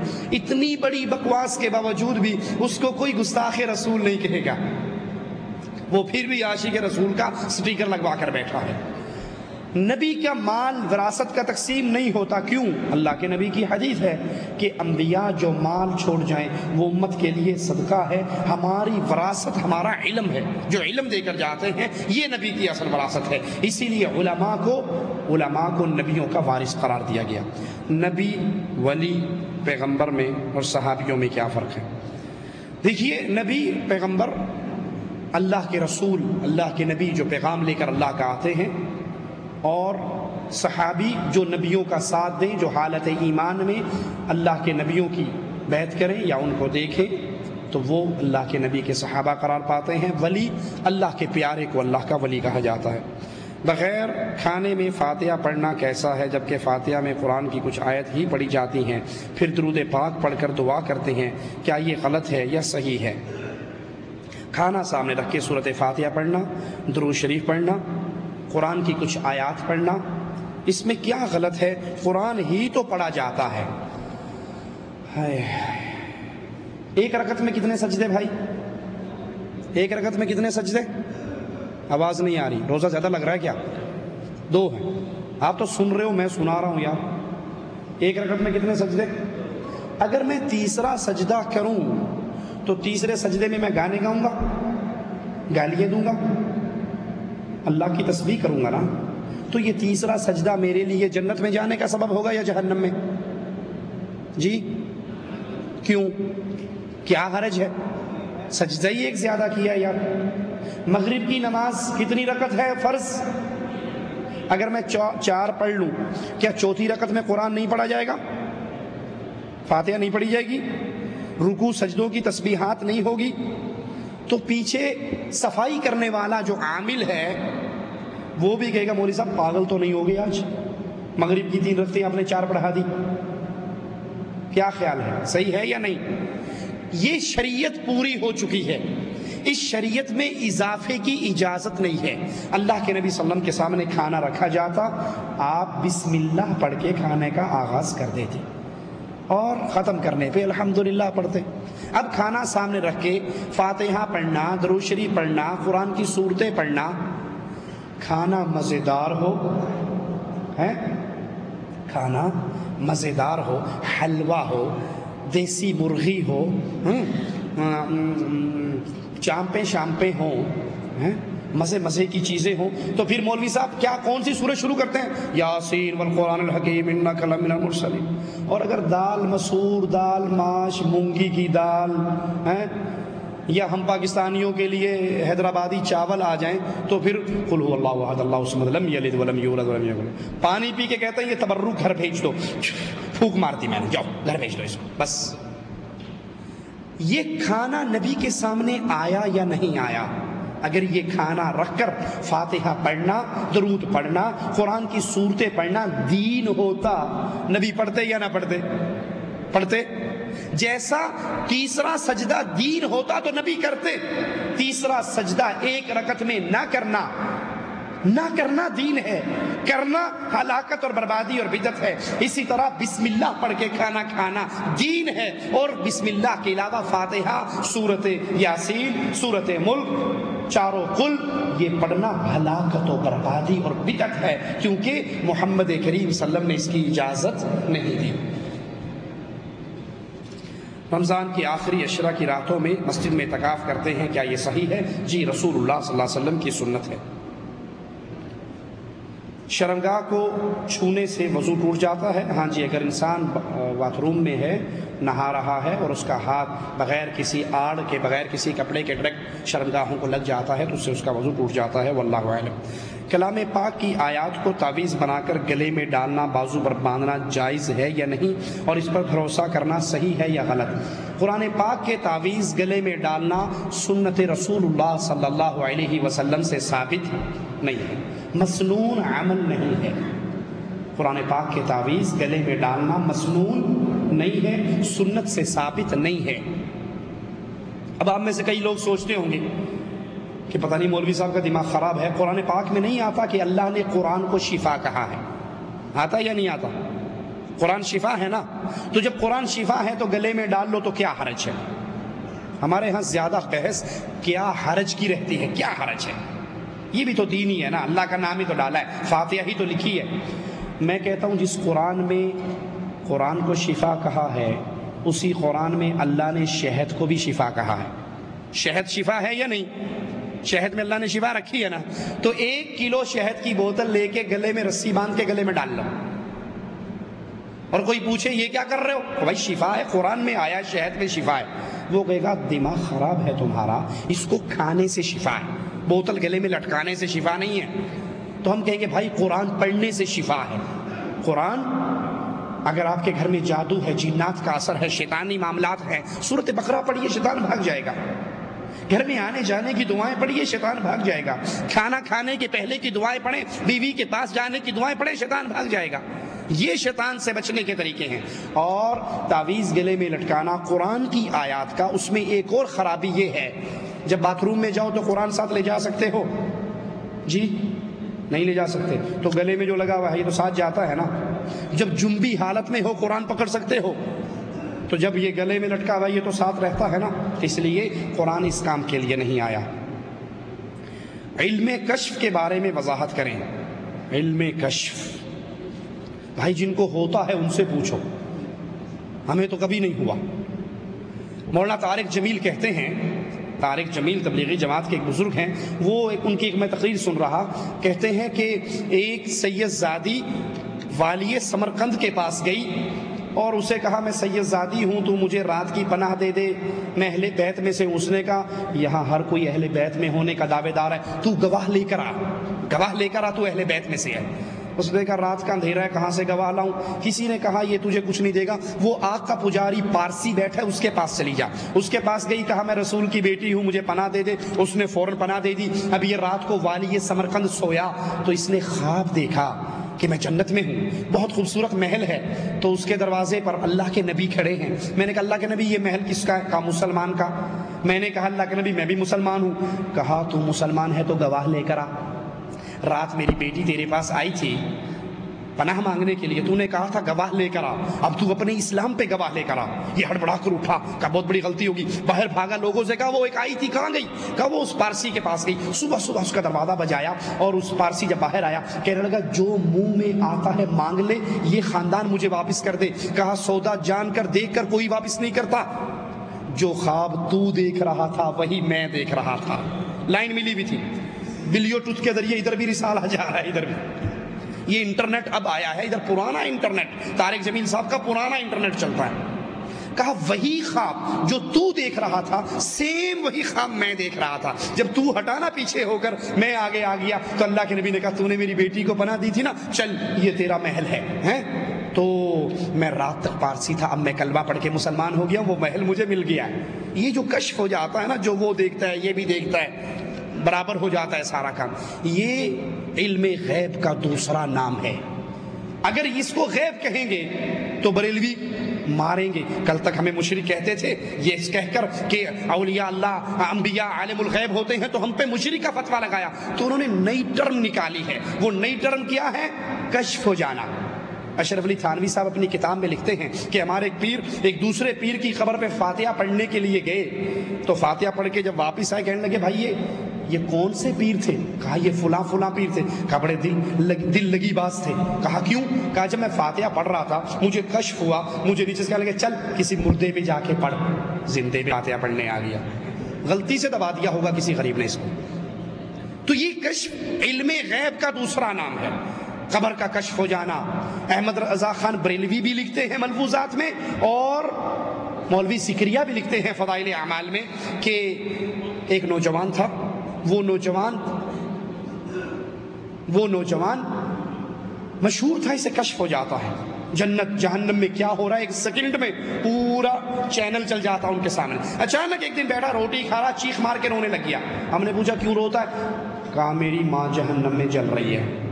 ریموٹ کا بٹن آن ہوا، جہنم کھل گئی سامنے، سیٹلائٹ سے دیکھ رہا ہے جہنم میں کیا ہو رہا ہے، رونے لگ گیا۔ ایک پیر صاحب نے 70,000 مرتبہ لا الہ الا اللہ پڑھا تھا، دل ہی دل میں بخش دیا، بلٹی کر دیا، بلٹی چھوٹ بھی گئی، ادھر وصول بھی ہو گئی، ہنسنے لگ گیا۔ کہا چچا میری ماں جہنم سے نکال لی گئی، جنت میں جا رہی ہے۔ تو یہ کشف جو تم اپنے پیروں کے لیے حلال کر رہے ہو، رسول اللہ کو کیوں نہ ہوا جب خیبر کے اندر ایک یہودیہ نے زہر والا کھانا لا کر دے دیا؟ نبی کو کیوں نہ ہوا جب عائشہ پر تہمت لگی؟ نبی کو کیوں نہ ہوا جب 70 قاریوں کو ظالم مانگ کر لے گئے اور شہید کر دیا؟ نبی کو کیوں نہ ہوا جب عائشہ کا ہار گم ہوا؟ نبی کو کیوں نہ ہوا جب ابو سفیان کا قافلہ سمندر کے راستے سے ہو کے آرام سے مکہ پہنچ گیا بدر کے مارکے میں؟ نبی کو یہ کشف کیوں نہ ہوا؟ انا للہ و انا الیہ راجعون۔ کیا قرآن خوانی اور اصال ثواب سنت سے ثابت ہے؟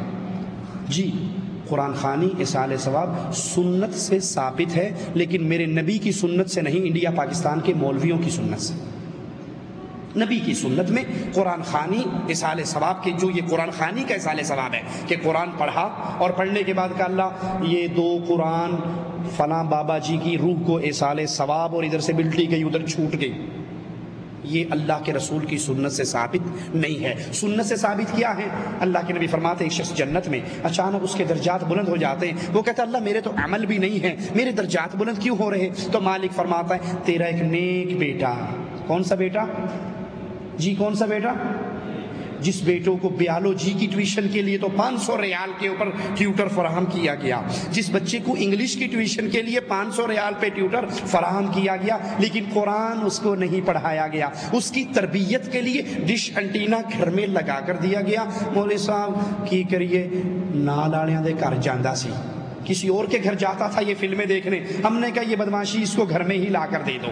آج یہ فلمیں دیکھنے کسی اور کے گھر جاتا ہے، کل کو یہ بدکاری کرنے کے لیے اگر کہیں اور جائے گا تو وہ بھی پرووائڈ کر دو گے، پتر اوتھے نہ جا، ایتھے ہی منہ کالا کر لے جڑا کرنا ہے، وہ بھی یہی کرو گے۔ وہ بیٹا جس کو ڈش انٹینے، جس کو کیبل، جس کو فلمیں، جس کو گانے، جس کو نئے والیم، وہ سارے دیے ہوئے ہیں۔ مولوی صاحب نماز کے لیے گئے ہوئے ہیں، اللہ اکبر، پہلی صف میں کھڑے امام کے پیچھے بڑے خشوع و خضوع سے نماز پڑھ رہے ہیں، اور بیٹا گھر کے اندر میگزین پڑھ رہا ہے، سویا پڑا ہے، گانے سن رہا ہے، فلمیں سن رہا ہے، اور یہ واپس آ رہے ہیں تسبیح پھیرتے ہوئے، استغفر اللہ استغفر اللہ استغفر اللہ۔ جی آپ کا بیٹا نماز میں نہیں تھا، اولاد جوان ہو گئی ہن قابو نہیں آندی، جب یہ چھوٹے تھے تو نے تب سے اس کو برباد کیا تھا، تب سے گھر میں ٹی وی، تب سے گھر میں ڈش انٹینے، تب سے گھر میں کیبل، تب سے گھر میں بدکاری بدماشی کے آلات تو نے لا کر دیے تھے۔ آج جہنم میں اگر یہ بیٹا جائے گا تیری ٹانگ کھینچ کے لے کر جائے گا ساتھ، وہ کہے گا اللہ میری تو اولاد، میرے تو کوئی اعمال نہیں، درجات کیوں بلند ہو گئے؟ مالک فرمائے گا میرے بندے تیرا نیک بیٹا تیرے لیے دنیا میں دعا کرتا ہے، اس دعا کی وجہ سے تیرے درجات بلند ہوتے ہیں۔ باقی گٹھلیوں پہ آیت کریمہ پڑھ کے بلٹی کرنا، قرآن پڑھ کے بلٹی کرنا، یہ مولویوں کا دھندا ہے، پیٹ بھرنے کا دھندا ہے۔ میں خود ایک دیوبندی مدرسے میں حفظ کرنے کے لیے گیا تو وہاں ہم روز لطیفے کیا دیکھتے، گاڑی آ کر کھڑی ہوتی، اس میں ایک بابو جی نیچے نکلتے، مولوی صاحب کے پاس آ کے بیٹھ جاتے، ماں کے لیے قرآن چاہیے، وہ ایک درویش کو اٹھاتے چلے، وہ درویش اب پھیرا مارتا، ایک کے پاس جاتا کتنے 2 پارے، دوسرے کے پاس 3 پارے، اس کے پاس 1 پارا، اس کے وہ ساری کلیکشن کر کے آتا، مولوی صاحب کے کان میں کہتا 5 قرآن ہو گئے، وہ کہتا جی 5 قرآن تیری ماں کو دیے، وہ کہتا 500 روپے تجھے دیے، چل۔ ابھی یہ گیا، آدھے گھنٹے بعد دوسری گاڑی والا آ گیا، ابا مر گیا، قرآن چاہیے، چل بھائی چل کھڑا ہو، وہ ایک پھیرا، ابھی اس نے 2 رکوع نہیں پڑے ہوتے اور جھوٹ مار کے 2 سپارے اس کو دے دیتا۔ اگر یہ سسٹم چلنے والا ہوتا تو غریب مارے جاتے، امیر جیت جاتے۔ کیوں؟ امیر آدمی دنیا میں بدماشی کرے، عیاشی کرے، جو مرضی کرے، مرتے ہوئے 2-4 لاکھ مولویوں کے اکاؤنٹ میں ڈال جائے کہ میں ہوں جان لگا، تسی ساہ نہیں لینا، پیچھو پڑی آؤ تو سٹی آؤ، بھیجتے رہو مجھے، میں تو جو کچھ کر کے گیا ہوں تمہیں پتا ہوں، اب جاؤ یہ 10 لاکھ کا چیک تمہارے اکاؤنٹ میں جمع ہو گیا، صبح شام قرآن پڑھو اور کوئی سارا اس کی روح کو اس علیہ السلام، لیس للانسان الا ما سعى، بندے کو وہ ملے گا جو وہ کر کے جائے گا۔ کیا قبر پہ چادر چڑھانے سے بندہ کافر ہو جاتا ہے؟ ہاں، اگر قبر پہ چادر چڑھانے والا اس نیت سے چادر چڑھا رہا ہے کہ اس بابا جی کو پتہ لگے گا فلاں چادر لے کر آیا ہے اور یہ مجھ سے راضی ہو جائے گا، جب یہ مجھ سے راضی ہوگا میری ساری مصیبتیں دور ہو جائیں گی، میری مشکلیں ٹل جائیں گی، جو اس نیت سے قبر پہ چادر چڑھائے، قبر پہ چراغ جلائے، قبر پہ قربانی کرے، قبر پہ سجدے کرے کہ اس بابے کو میری اس عبادت کا علم ہوگا اور یہ میری مشکلوں کو ٹال دے گا، یہ شرک اکبر کر کے ملت سے خارج ہو رہا ہے۔ شب برات کی کیا حقیقت ہے؟ شب برات مولویوں کا بنایا ہوا ڈرامہ ہے۔ محرم میں تعزیہ جو بناتے ہیں اس کے بارے میں قرآن و حدیث کا کیا حکم ہے؟ جب قرآن اور حدیث پورا ہوا اس وقت تعزیہ نہیں تھا، جب قرآن و حدیث پورا ہوا، الیوم اکملت لکم دینکم کی جب آیت اتری اس وقت تعزیہ، وہ بڑا مشہور ایک لطیفہ ہے، سنی مولوی کا شیعہ مولوی سے مناظرہ تھا ایک بادشاہ کے دربار میں کہ کون سچا ہے کون جھوٹا، تو سنی مولوی نے جوتی اٹھا کے بغل میں دے لی، تو جب سٹیج پہ پہنچا وہ شیعہ کہنے لگا دیکھو اس جاہل کو اتنا نہیں پتا کہ جوتی بغل میں لے کے نہیں آتے وہاں اتارتے۔ اس نے کہا اصل میں نبی صلی اللہ علیہ وسلم کے دور میں جو شیعہ تھے نا وہ صحابہ کی جوتیاں چرا کے بھاگ جاتے تھے، تو اس نے کہا بیوقوف پاگل، شیعہ تو نبی کے دور میں تھے ہی نہیں، کہا بس اتنا ہی سمجھانا تھا کہ یہ بات کی پیداوار ہے، اس دور میں نہیں تھے۔ تو جب شریعت پوری ہوئی اس وقت تعزیے نہیں تھے، یہ تعزیے عراقیوں کی پیداوار ہیں، کوفیوں کی پیداوار ہیں اور بعد کی بنائی ہوئی بدعات ہیں، یہ جائز نہیں ہے۔ والدین کو موت کے بعد اس کا ثواب پہنچانے کا کیا طریقہ ہے؟ اللہ کے نبی صلی اللہ علیہ وسلم نے 3 چیزیں بیان فرمائی ہیں۔ جب انسان مر جائے تو اس کا صدقہ جاریہ ملتا ہے اس کو، جو وہ خود مسجد بنا گیا، مدرسہ بنا گیا، کوئی صدقہ جاریہ کام کر گیا، کسی کو علم پڑھا گیا وہ بھی اس کو ثواب ملے گا، اور نیک اولاد چھوڑ گیا وہ اس کے لیے دعا کرے تو وہ اس کو اولاد اس کا ثواب ملے گا۔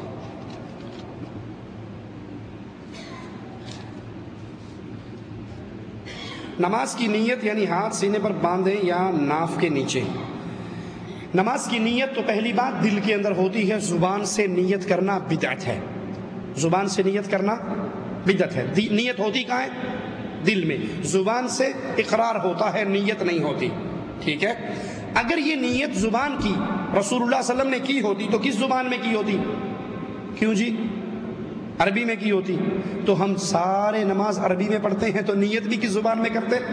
عربی میں۔ اب پٹھان پشتو میں کر رہا ہے، پنجابی میں کر رہا ہے، اردو ہندی والا اپنی زبان میں کر رہا ہے، کیرلا والا اپنی زبان میں کر رہا ہے، تو اتنا ہی سمجھنے کے لیے کافی ہے کہ یہ بعد میں ٹچ لگا ہے، ویلڈ بعد میں ہوا ہے، پہلے ساتھ نہیں تھا، ٹھیک ہے؟ دوسری بات کہ زبان نیت کا مقام دل ہے۔ مثال کے طور پہ آپ گھر میں بیٹھے کتاب پڑھ رہے ہو، آپ کی بیگم آپ کی امی آپ سے کہتی ہیں کہ بیٹا آؤ، شوہر جی آؤ کھانا کھا لو، آپ کی کھانے کی نیت ہے تو کتاب بند، یہ رکھ دی ٹیبل پہ، آپ اٹھے ہاتھ دھوئے اور آ کے دسترخوان پہ بیٹھ کے کھانا لگ گیا، آپ نے بسم اللہ پڑھ کے کھانا شروع کر دیا۔ نیت تو ہر کام کی ضروری ہے نا، انما الاعمال بالنیات، ہر عمل کے لیے نیت بنیاد ہے۔ تو کبھی آپ نے دیکھا کسی عقل مند نے نیت کی ہو، دسترخوان پہ آ کر بیٹھ کر وہ کہے میں نیت کرتا ہوں روٹی کھانے کی، 2 روٹیاں کھاؤں گا، 1 پلیٹ سالن کھاؤں گا، 1 گلاس پانی پیوں گا، دائیں ہاتھ سے پیوں گا، منہ کے راستے کھاؤں گا، پیٹ کے واسطے کھاؤں گا، سامنے ابو، ادھر امی، ادھر باجی، بسم اللہ کی کسی نے؟ اور اگر کوئی نہ کرے اور اس کو کہ مولوی صاحب نماز میں تو تو نے نیت کرتا ہوں نماز کی، نماز 4 فرض، پیچھے امام کے منہ میرا خانہ کعبہ شریف کی طرف، واسطے اللہ تبارک و تعالیٰ کے فرض اللہ کے اوپر چھت، نیچے فرش، ادھر عبد الرحمان ادھر عبداللہ، اگلی صف میں امام، پچھلی میں کوئی بھی نہیں، اللہ اکبر۔ تو نے نماز میں تو کی تھی، کھانے میں کیوں نہیں کی؟ وہ کہا مولوی صاحب تیرا دماغ خراب ہے کیا؟ جب میں نے ہاتھ دھوئے تو کیوں دھوئے؟ میں نے کتاب پڑھتے پڑھتے رکھ دی تو کیوں رکھی؟ میں نے کتاب اس لیے رکھی، نماز کی کھانے کی نیت تھی، میں نے ہاتھ دھوئے کھانے کی نیت تھی، چل کے دسترخوان پہ آیا، ٹوائلٹ میں نہیں گیا، کچن میں نہیں گیا، باہر نہیں گیا، دسترخوان پہ آیا، کیوں؟ کھانے کی نیت تھی، اسی کا نام تو نیت ہے۔ ہم کہتے ہیں بھائی مسئلہ ختم ہو گیا، تو نے آذان سن کے اپنا کمرہ لاک کیا، نماز کی نیت تھی، مسواک کیا، نماز کی نیت تھی۔ کئی مسواک کرتے ہیں اور کوئی جلدی جلدی سگریٹ پیتے، بھائی یہ کیا اتنی سپیڈ کیوں مار رہا؟ کہ نماز کھڑی ہونے والی ہے، بھاگ کے نماز پڑھنی ہے۔ لوگ مسواک کر کے مسجد جاتے ہیں، یہ سگریٹ پی کے الحمدللہ رب العالمین الرحمن، ساتھ والا کہتا کس مصیبت کے پاس کھڑا ہو گیا۔ مسواک کی کیوں؟ نماز کی نیت، مسجد میں آئے نماز کی نیت، ایک قدم اٹھایا آپ نے، آپ کا ایک گناہ معاف ہوا، ایک قدم نیچے رکھا، آپ کو ایک خطا ایک ثواب مل گیا، یہ نماز کی نیت ہے۔ اسی نیت کو، اور ہاتھ باندھنے کا جو سوال پوچھا ہے وہ یہ ہے، اللہ کے نبی دایاں ہاتھ بائیں ہاتھ پہ رکھتے، پھر اس کو سینے پہ رکھ لیتے۔ صحیح بخاری کی جو روایت ہے کہ آپ کا ہاتھ آپ کی اس کوہنی پہ آتا، درائے پہ آتا، اس باغ پر آتا، ٹھیک ہے۔ اب دیکھیے جی یہ میری باں ہے، یہاں میں نے رکھا، اور یہ میری ناف ہے، یہ ناف ہے، تھوڑی سی اور پیچھے ہو جاؤں، اب یہ میری ناف ہے اور یہ میرا ہاتھ ہے، اس ہاتھ کو یہاں رکھ کے ناف کے نیچے رکھ کر قیام کر کے دکھاؤ۔ اگر میں یہاں رکھوں گا تو میرا قیام نہیں ہوگا، میں کوڈا ہوا گا، سیدھا نہیں ہو سکتا، ٹھیک ہے۔ یہ رکھو گے ایٹومیٹکلی اپنے سینے پر آ جائے گا۔ یہ کہاں آ جائے گا؟ اپنے سینے۔ آپ نے دیکھا کبھی چھوٹا بچہ غلطی ہو جائے استاد سے معافی کیسے مانگتا ہے؟ دیکھا آپ نے؟ وہ ہاتھ سینے، استاد جی غلطی ہو گئی مینوں معاف کر دیو۔ کبھی آپ نے دیکھا کسی بچے نے استاد کو پکڑا اور غلطی ہونے پہ معافی مانگی ہو کیسے؟ کہنا استاد جی مینوں معاف کر دیو۔ معافی مانگی کبھی کسی نے ایسے؟ وہ تھپڑ مارے گا اس کے منہ پہ، یہاں رکھ کے معافی مانگے گا۔ یہاں کہتے ہیں استاد جی معاف کر دو۔ جب انسان نماز کے لیے آتا ہے دایاں ہاتھ اپنے بائیں ہاتھ پہ رکھتا ہے، ثم علی صدرہ، پھر اپنے سینے پہ رکھتا ہے۔ اور کائنات کی کوئی ایک روایت نہیں دکھا سکتے کہ اللہ کے نبی نے حکم دیا ہو حضرت عائشہ کو کہ تو سینے پہ باندھنا اور ابو بکر صدیق کو تو ناف کے نیچے باندھنا۔ اگر ناف کے نیچے سنت ہے تو ماؤں اور بہنوں کو سینے پہ کیوں بندھواتے ہو؟ اور اگر سینے پہ باندھنا سنت ہے تو تم زیر ناف کیوں باندھتے ہو؟ کیا محمد صلی اللہ علیہ وسلم کے صدقے یا وسیلے سے مانگنا صحیح ہے یا غلط ہے؟ رسول اللہ صلی اللہ علیہ وسلم کے صدقے اور وسیلے سے مانگنا، اس کی تعلیم نہ قرآن نے دی ہے نہ حدیث نے دی ہے، یہ بدعت ہے، یہ شرک کی طرف لے جانے والا راستہ ہے۔ کفار مکہ کا یہی عقیدہ تھا، وہ کہا کرتے تھے ما نعبدہم الا لیقربونا الی اللہ زلفی، ہم ان کے پاس جاتے ہماری سنتا نہیں ہے، ان کی موڑتا نہیں ہے، ہماری ان کے آگے ہؤلاء شفعاؤنا عند اللہ، ہماری ان کے آگے ان کی اللہ کے آگے۔ ٹائم نہیں ہے اس پر مزید وضاحت کرنے کی۔ اللہ سے اس کے اسماء و صفات کا واسطہ دے کے مانگا جا سکتا ہے، اپنے نیک اعمال کا واسطہ دیا جا سکتا ہے، زندہ نیک بزرگ سے دعا کروائی جا سکتی ہے۔ کیا نماز عشاء رات دیر گئے پڑھ سکتے ہیں اور عشاء کی نماز کے ساتھ تراویح یا تہجد کی نماز پڑھ سکتے ہیں؟ اگر ساری مسجد کے لوگ عشاء کو تاخیر سے پڑھیں تو پڑھی جا سکتی ہے، افضل ہے۔ آپ نے فرمایا مجھے امت پر سختی کا ڈر نہ ہوتا تو میں اس کو دیر سے کہتا، لیکن اگر جماعت مسجد میں جلدی ہو رہی ہے اور آپ دیر سے پڑھنا چاہیں تو آپ کو اجازت نہیں ہے کہ نماز چھوڑ کے آپ گھر بیٹھے رہیں، جس وقت جماعت ہو رہی ہے اس کے ساتھ آ کے نماز پڑھیں۔ شادی میں اگر اسی طرح تراویح ہو رہی ہو تو آ کر تراویح میں شامل ہو کر 2 رکعتوں کے بعد آپ کھڑے ہو کر اپنی عشاء کی نماز پوری کر سکتے ہیں۔ شادی میں اگر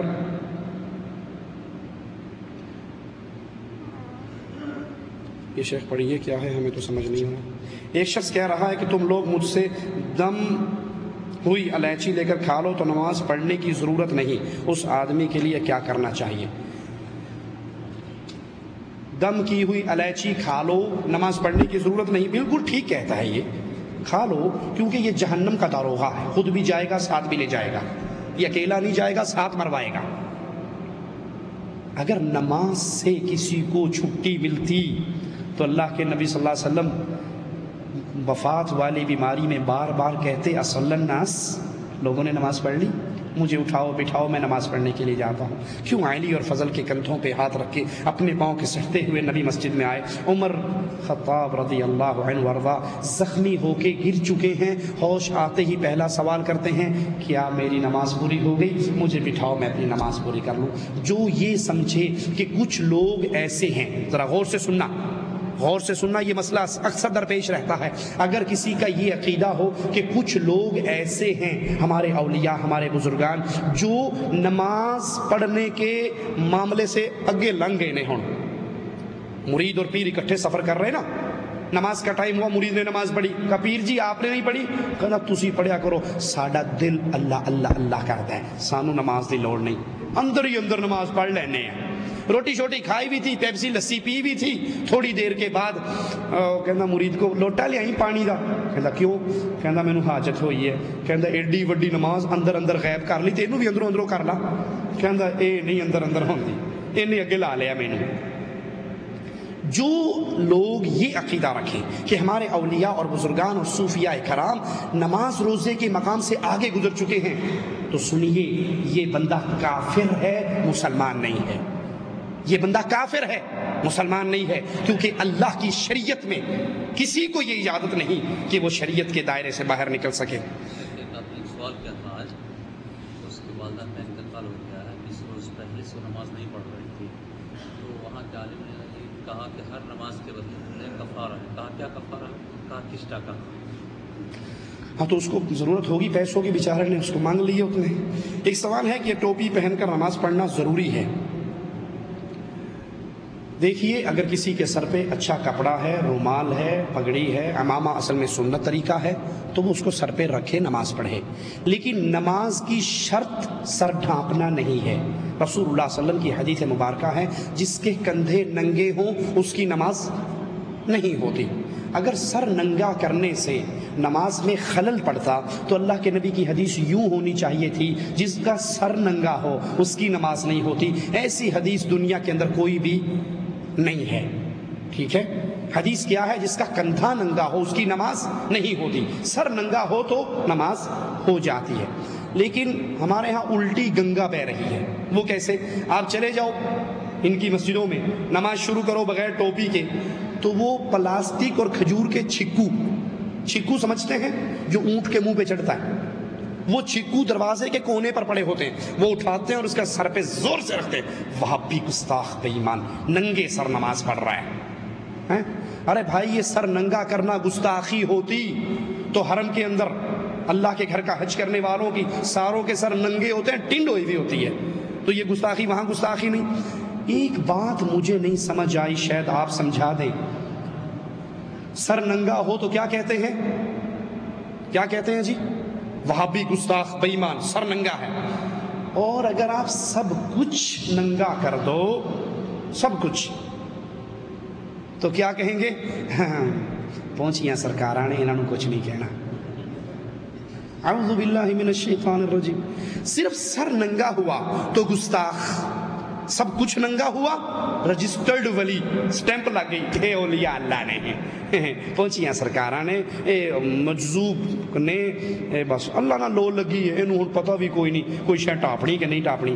اگر یہ سب کچھ ننگے کرنے سے ولایت ملتی تو منڈی ننگی کرنے سے تھوڑی سی ولایت تو ملنی چاہیے نا۔ یہ الٹا گنگا ہمیں نہیں سمجھ آتی۔ سر ڈھانپنا نماز کے میں ڈھانپ لو تو ٹھیک ہے، نہ ڈھانپو تو یہ شرط نہیں ہے کہ اس کے بغیر نماز نہیں ہوتی۔ قبر میں میت کے ساتھ جائے نماز اور احرام رکھنا جائز ہے یا نہیں؟ اس کے اعمال کا وقت گزر چکا ہے، اب حساب کا وقت ہے، اس کے اعمال کا وقت گزر چکا ہے، اب حساب کا وقت ہے۔ ایسی کوئی روایت ہمارے علم میں نہیں کہ میت کے ساتھ عہد نامہ رکھو، اس کے ساتھ اس کا جائے نماز رکھو، تاکہ فرشتوں کو پتہ نہیں ہوتا نا یہ نمازی یا بے نمازی، وہ جائے نماز دے کے سمجھیں گے نمازی ہے، اور احرام دے کے سمجھیں گے کہ جی واقعی یہ پکی گل ہے، عمرہ بھی کر کے آیا۔ اس کے ساتھ سعودی ایئر لائن کی ٹکٹ بھی رکھ دیا کرو کہ دیکھو یہ کنفرم سیٹ تھی اس کی اور یہ جدے سے ہو کر آیا تھا۔ نماز کے درمیان سجدے میں سبحان رب العالی کے بعد کیا اردو میں دعائیں مانگ سکتے ہیں؟ نہیں، نماز کے اندر عربی میں جو دعائیں ہیں وہی مانگی جا سکتی ہیں۔ سبحانک اللہم وبحمدک اشہد لا الہ الا انت استغفرک واتوب الیک۔